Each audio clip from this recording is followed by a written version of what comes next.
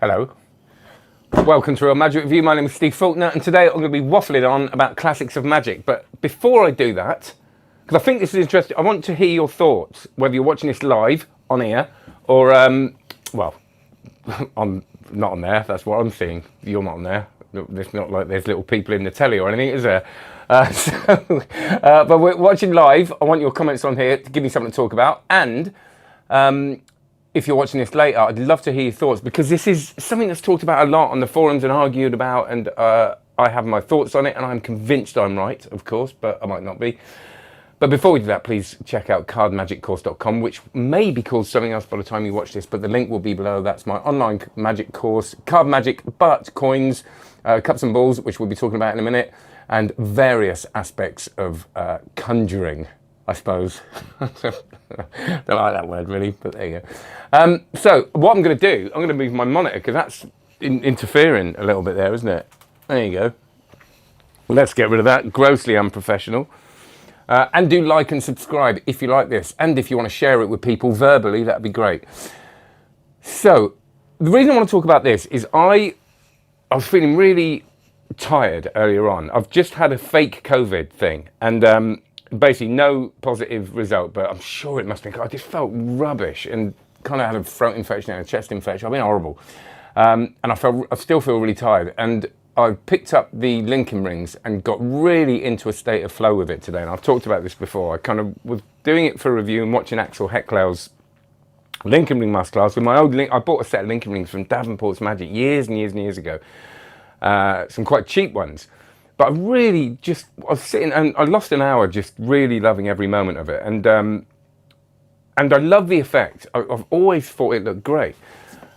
And I was talking to Axel the other day about the linking rings and about the complaints people have about them. And one of the things is that they're not everyday objects. And he was saying, well, I know they're not everyday objects, but they're kind of recognizable, as in they are metal rings, right? And there's a lot of metaphor that can be used with them, but we kind of recognize them. And I think for a number of reasons. We recognize the material in the shape, the way they sound. We know they're metal, that they can be handed out to a certain degree, which is very important for the linking ring routine. So people kind of get to touch and feel them, and so they know they're metal, and they know there's no way they can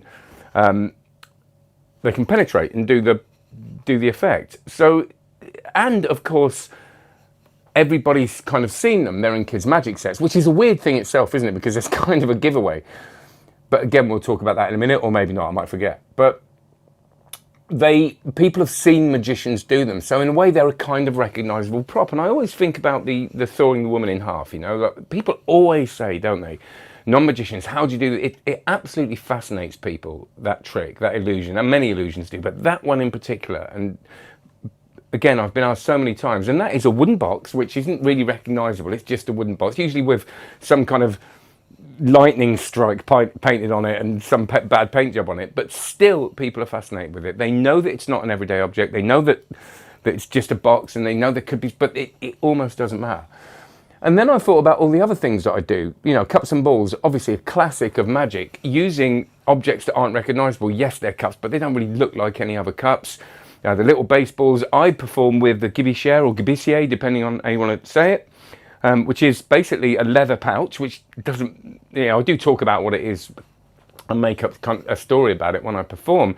But again, it's not, it's kind of giving something away. It's not a normal recognizable object. And then the cone and ball, I got fascinated with the cone and ball for years. I worked on this thing, and I even got to a point where I taped my fingers together so I wouldn't flash the ball. It's so difficult. And the multiplying balls, the egg bag, I performed the egg bag for someone the other day. And they had these little chocolate eggs, and I said, have a look at this a minute. And they were just like, well, how did that happen? And there was no question about, well, let's have a look at the bag or anything like that. It was just a magical moment. And the list goes on. You know, I remember seeing Johnny Thompson perform the egg bag and just thinking it was such a magical thing. So as magicians, we kind of have this thing, this obsession, not all of us, but some of us, that it's got to be with everyday objects. And I don't think it does. I think you can create magic with something completely unrecognizable depending on how strong the magic is. So let's say, just for argument, and I think this kind of works. Let's say you've got a box, right?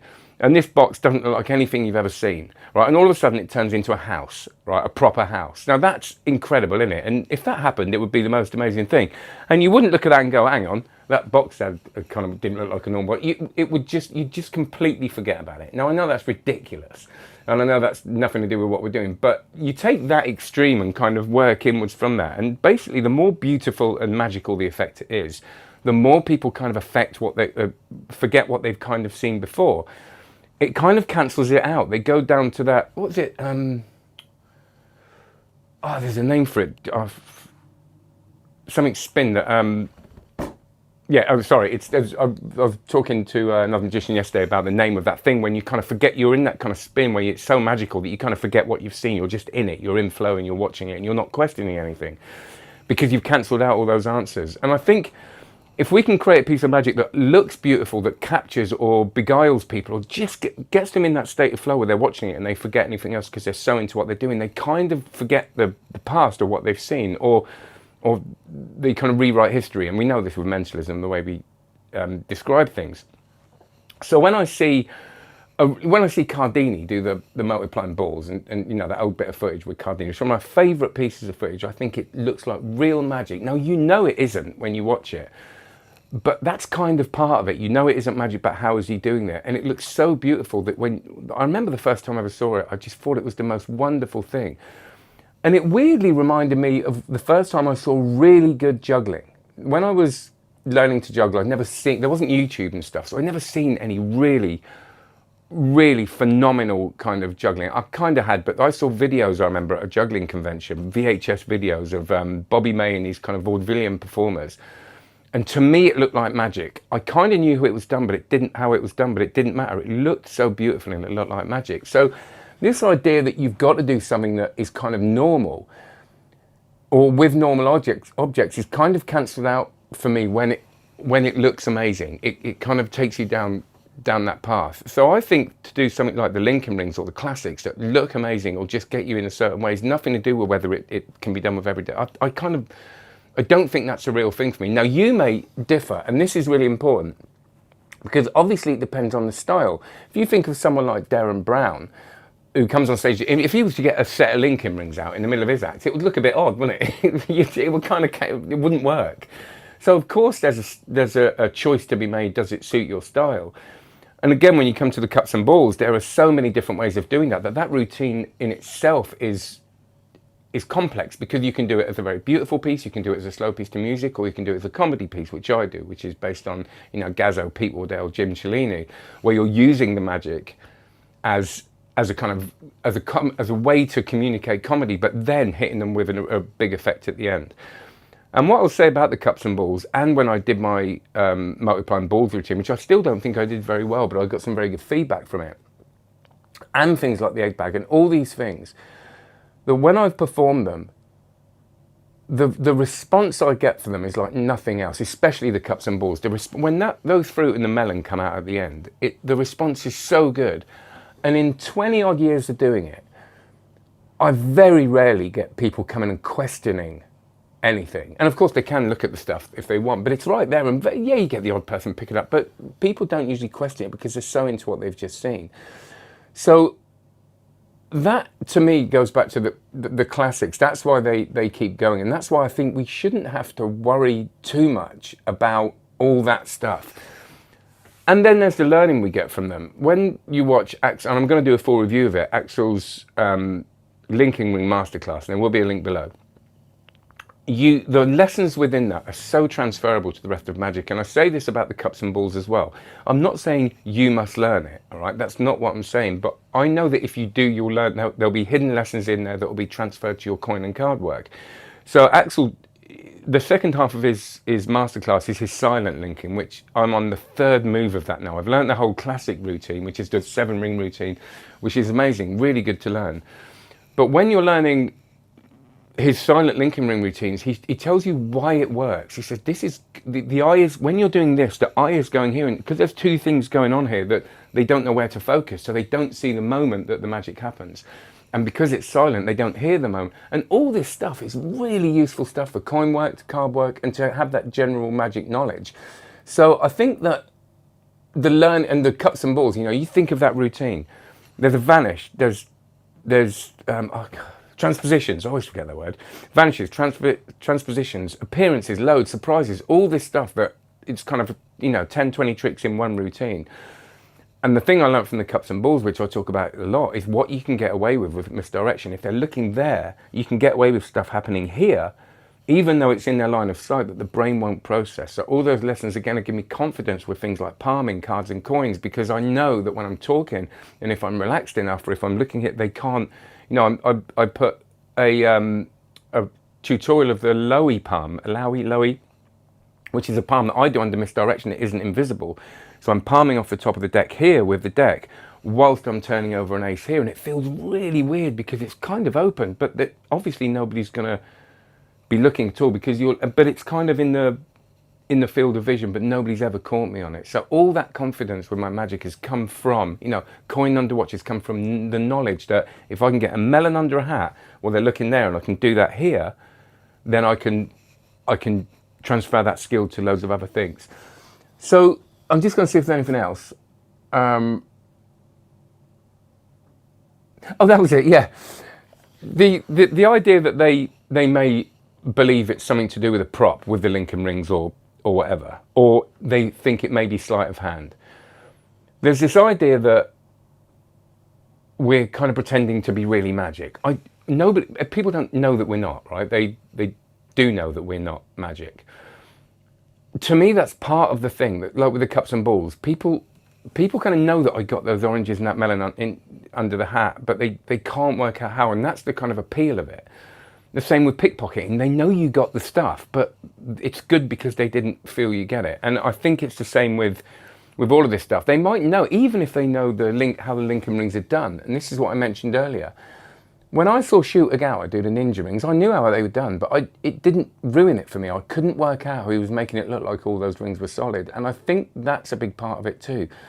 It's more impressive because they know that there must be a way of doing it. And Gustav Kuhn talks about this in Experiencing the Impossible, his book on the science of magic, the neuroscience of magic, when he says, in fact, if you genuinely did believe that the magician was magic, you wouldn't be impressed, because if you believed in magic, you'd just go, well, it's magic. You're impressed because you don't believe in magic and the magic's happening in front of your eyes. That's the kind of thing. So I think that it's okay that people know we're doing tricks, and sometimes that even enhances the experience. And importantly, when they're so in the moment, they forget all that anyway because they're just enjoying the beauty of it.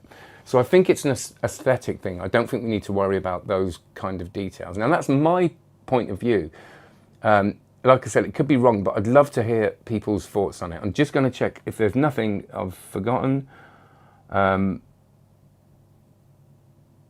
and the only other thing I was going to say, Miser's Dream, you know, all that stuff is great.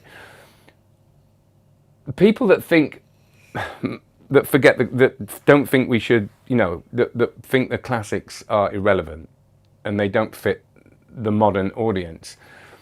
I think it's kind of like saying classical music is irrelevant and we should all listen to Taylor Swift. You know what I mean? It's such a different thing. They're two completely different things.